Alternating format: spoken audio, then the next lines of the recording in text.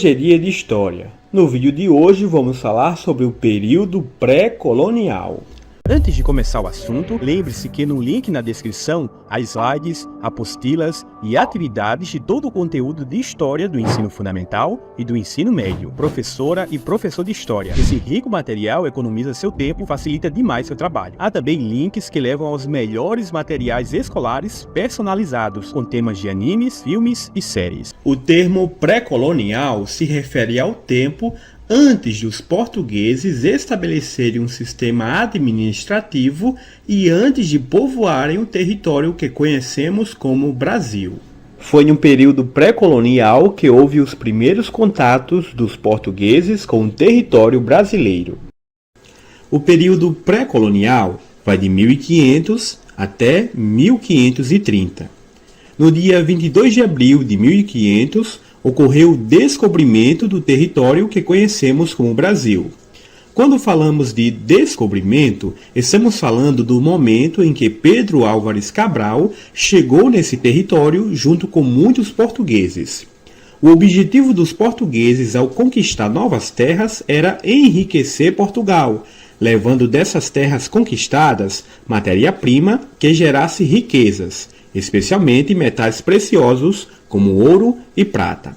É por isso que Portugal envia expedições para explorar, negociar, proteger e colonizar o território brasileiro. 1501, expedição comandada por Gaspar de Lemos. Essa expedição exploradora tinha como objetivo mapear o território e detectar riquezas na terra como metais preciosos. A princípio, não foi encontrado no Brasil metais preciosos, mas foi achada uma árvore valiosa economicamente para os europeus. Essa árvore foi chamada de pau-brasil. O pau-brasil foi encontrado em grande parte no litoral. Essa árvore crescia de 10 a 15 metros. Por que essa árvore era tão valiosa para os europeus? Porque no seu interior era possível extrair uma tinta vermelha carmesim. Essa cor era apreciada por pessoas ricas e de destaque, como reis e nobres. Assim, a madeira do pau-brasil era usada para tingir ou dar cor às roupas que eram vendidas para pessoas de boa condição financeira. Essa espécie de tinta era tão apreciada que no século XVII, praticamente todos os tecidos da Inglaterra eram tingidos pelo pau-brasil. Lembre-se, no período pré-colonial, a principal fonte econômica foi a extração do pau-brasil. Ter à sua disposição milhões dessas árvores era um negócio lucrativo. Portugal permitiu que alguns comerciantes explorassem parte do território brasileiro. Por causa disso, em 1503, houve a expedição comandada por Gonçalo Coelho, organizada por conta de um contrato assinado entre o rei de Portugal e um grupo de comerciantes interessado em arrendar lotes de terra no Brasil. O comerciante mais destacado era Fernando de Noronha.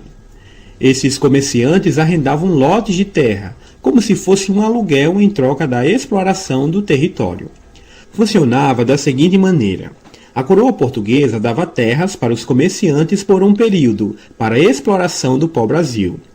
Os comerciantes ou arrendatários, em troca, construiriam feitorias. As feitorias eram basicamente locais nos quais os portugueses armazenavam toda a madeira extraída.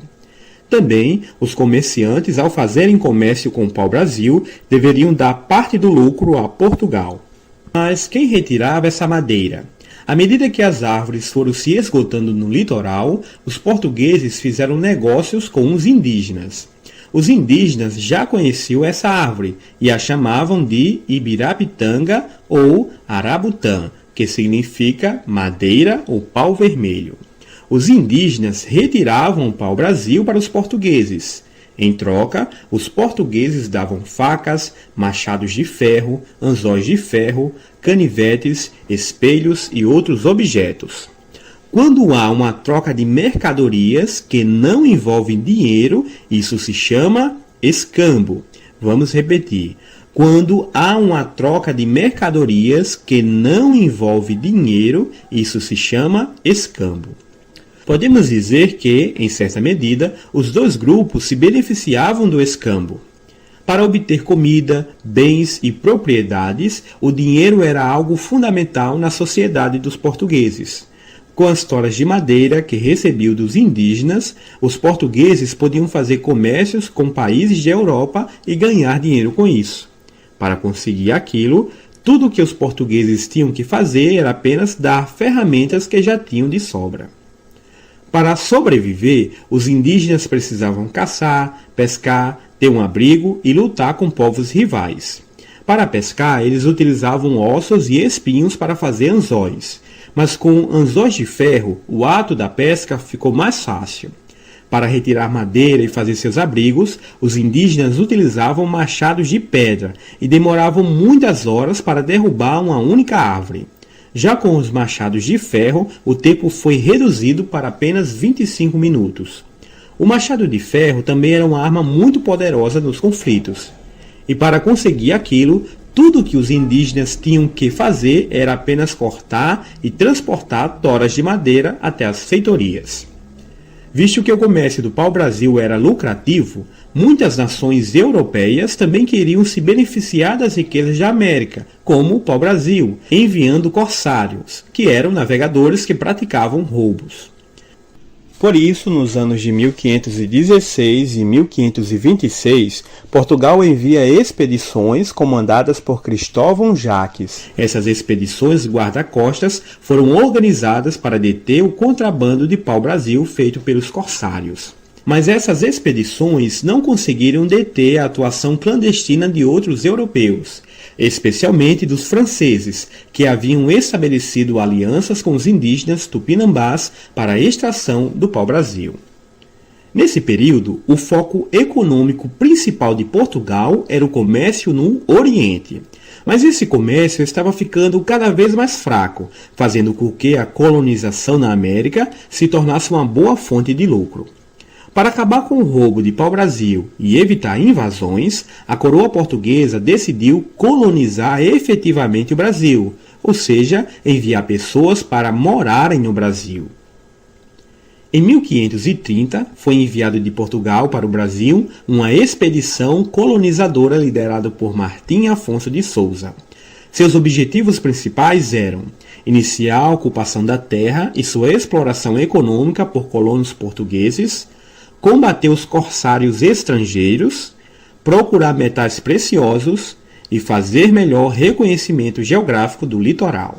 Lembre-se que no link na descrição há slides, apostilas e atividades de todo o conteúdo de História do ensino fundamental e do ensino médio. Professora e professor de História. Esse rico material economiza seu tempo e facilita demais seu trabalho. Há também links que levam aos melhores materiais escolares personalizados, com temas de animes, filmes e séries.